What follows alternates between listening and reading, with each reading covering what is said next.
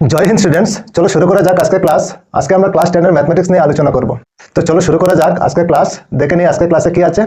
তো class 10 mathematics exercise 14.1 question number 2। একটি কারখানায় 50 জন শ্রমিকের দৈনিক মজুরির বিভাজন নিচের তালিকায় দেওয়া হলো। দৈনিক মজুরি টাকায় 100 থেকে 120, কর্মীর সংখ্যা হলো 12 জন।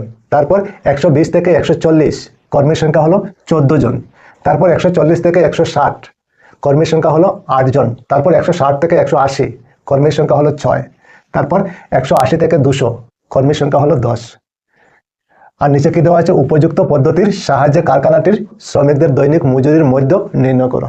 তো ঠিক আছে, তো উপযুক্ত কোনো পদ্ধতি ব্যবহার করে আমাদের শ্রমিকদের দৈনিক মজুরির মধ্য কত বের করতে হবে। ঠিক আছে, তো চলো শুরু করা যাক কিভাবে বের করব। তো প্রথমে ওইখানে কি দেওয়া আছে, দৈনিক মজুরি। তো আমরা ওইখানে লিখে নেব দৈনিক মজুরি, দৈনিক মজুরি, দৈনিক মজুরি। ঠিক আছে, তারপরে আমরা কি লিখে নেব, ওইখানে আছে কি কর্মীর সংখ্যা। তো আমরা লিখে নেব কর্মীর সংখ্যা, কর্মীর সংখ্যা। কর্মীর সংখ্যাকে আমরা FI লিখতে পারি, FI। ঠিক আছে, তারপর আমরা কি লিখতে পারি, মধ্যমান, মধ্যমান, মধ্যমান। মধ্যমানকে আমরা লিখতে পারি XI। ঠিক আছে, XI। তারপরে আমরা লিখতে পারি FIXI, FIXI। ঠিক আছে, বুঝতে পেরেছ? তো মধ্যক আমরা 3 ধরনের পদ্ধতির সাহায্যে বের করতে পারি। তো ওইখানে আমরা একটি পদ্ধতি ব্যবহার করব যাকে বলে প্রত্যক্ষ পদ্ধতি। তো এই পদ্ধতি ব্যবহার ওইখানে আমরা করব। তো চলো, ওইখানে কি দেওয়া আছে, দৈনিক মজুরি। দৈনিক মজুরি প্রথমে কত আছে, 100 থেকে 120, 100 থেকে 120। আর কর্মীর সংখ্যা কত আছে, কর্মীর সংখ্যা হলো 12 জন, 12। ঠিক আছে, তারপরে কি আছে, 120 থেকে 140। তো এখানে লিখতে পারি 120 থেকে 140। কর্মীর সংখ্যা কত আছে ওইখানে, 14। তো আমরা ওইখানে 14 লিখতে পারি। আচ্ছা, তারপরে কত আছে, 140 থেকে 160। তো আমরা লিখতে পারি ওইখানে 140 থেকে 160। কর্মীর সংখ্যা কত, 8। তো আমরা 8 লিখতে পারি। তারপরে কত আছে, 160 থেকে 180। তো ওইখানে আমরা লিখতে পারি 160 থেকে 180। কর্মীর সংখ্যা কত আছে, 6, ওইখানে আমরা 6 লিখতে পারি। তারপরে কত আছে, 180 থেকে 200। তো আমরা লিখতে পারি 180 থেকে 200। কর্মীর সংখ্যা কত আছে, 10। তো আমরা ওইখানে লিখতে পারি 10। বুঝতে পেরেছো নিশ্চয় তোমরা? ঠিক আছে। আচ্ছা, এখন আমাদের কি বাকি, মধ্যমান। তো এখন আমাদের মধ্যমান বের করতে হবে। তো মধ্যমান বের করতে হলে আমাদের ওইখানে উচ্চ সীমা আর নিম্ন সীমা প্লাস করতে হবে, তারপরে 2 দিয়ে ডিভাইড করতে হবে। তো এই দুইটা প্লাস করলে কত হবে, ওইখানে 100, ওইখানে 120, তার মানে 220। 220কে 2 দিয়ে ডিভাইড করলে কত হবে, 110 হবে। ঠিক আছে, আচ্ছা।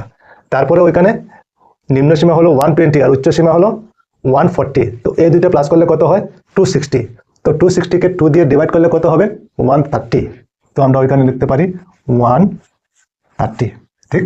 আচ্ছা, তারপরে কি আছে, নিম্ন সীমা হলো 140 আর উচ্চ সীমা হলো 160। তো এই দুইটা প্লাস করলে কত হবে, ওই দুইটা প্লাস করলে 300 হয়ে যাবে। তো 300কে 2 দিয়ে ডিভাইড করলে কত হবে, 150। তো আমরা ওইখানে লিখতে পারি 150। আচ্ছা, তারপরে ওইখানে কত আছে, নিম্ন সীমা হলো 160 আর উচ্চ সীমা হলো 180। এই দুইটা প্লাস করলে কত হবে, 100, 100, 200, আর 80 আর 60, 140। তার মানে 340 হবে। তো 340কে 2 দিয়ে ডিভাইড করলে কত হবে, 170। আচ্ছা, তারপরে কত আছে, নিম্ন সীমা হলো 180 আর উচ্চ সীমা হলো 200। তো এই দুটো প্লাস করলে কত হবে, 380।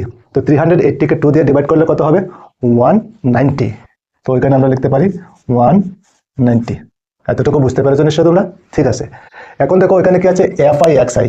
তার মানে ওইখানে FI আছে, ওইখানে XI আছে। তার মানে এই দুইটা ইন্টু হবে। 110 আর 12 ইন্টু করলে কত হয়, 022, 011, কত হবে, 1320। তো এই দুইটা ইন্টু করলে আমরা কত লিখতে পারি, 1320। ঠিক। আচ্ছা, তারপরে কত আছে, 14 আর 130। 14 আর 130, 130 আর 14 ইন্টু করলে কত হবে, 0, 12 2 1 5, 130 প্লাস করলে 2 8 1, 1820। তো 1820। আচ্ছা, তারপরে এখন 8 আর 150, তো 150 আর 8 কত হবে? 0, 5 এর যে 40 0, 8 1 যে 8 আর 4 12, 1200। তারপরে কত আছে? 6 আর 170, 170 আর 6 ইন্টু করলে কত হবে? 0, 42 10। তো কত হলো? 1020। তো এখানে আমরা লিখতে পারি 1020। তারপরে কত আছে? 10 আর 190, তো এই দুইটা ইন্টু করলে কত হবে? 1900, 1900। ঠিক। আচ্ছা, এখন আমরা কি করতে পারি? কর্মীর সংখ্যা ওইখানে প্লাস করে নেব। চলো কর্মীর সংখ্যা প্লাস করে নেই। কত হবে? 2 4 6 8 14 আর 6 20, 20 0 হবে, 2 থাকবে, 3 4 5 50। বুঝতে পেরেছ? তো ওইটাকে আমরা লিখতে পারি সিগমা এফ আই। ঠিক। আচ্ছা, এখন আমাদের প্লাস করতে হবে এফ আই এক্স আই। এই দুইটা প্লাস, এগুলি প্লাস করলে কত হবে? 0 0 হয়ে যাবে। তারপর 2 2 4 আর 2 6, তারপর 3 8 11 13 আর 9 21 এর 1 হবে, 2 থাকবে, 2 3 4 5 6 7 7160। ওইটাকে আমরা লিখতে পারি sigma F I x I. ঠিক। আচ্ছা, এখন আমাদের বের করতে হবে কি মধ্যক কত। তো আমরা লিখতে পারি সুতরাং মধ্যক এক্স ইকুয়াল, আমরা ফর্মুলা জানি, sigma F I x I নিচে হবে সিগমা এফ আই। ঠিক। আচ্ছা, তার মানে 50 নিচে থাকবে আর ওইটা উপরে থাকবে, ওইখানে লিখে নিই। উপরে হবে কত? 7160 আর নিচে হবে 50। ঠিক। ওইখানে উপরের 0 আর নিচের 0 ক্যান্সেল করে নিলাম। এখন বাকি থাকে কি? উপরে থাকে কি? 716, নিচে হলো 5। এখন 5 দিয়ে ওইটাকে ডিভাইড করতে হবে। চলো ওইখানে ডিভাইড করে নিই। 716 5 দিয়ে ডিভাইড করলে কত হবে? একবার যাবে 5 লিখতে পারি, নিচে 2 1, 4 বার যাবে 20, মাইনাস করলে 1 6, কতবার যাবে? 3 বার 15, মাইনাস করলে 1, পয়েন্ট দিলাম 0, 10 এর মধ্যে 5 কতবার যাবে? 2 বার 2। তো ডিভাইড করলে কত হয়? 143 পয়েন্ট। তো নিশ্চয়ই তোমরা বুঝতে পেরেছো।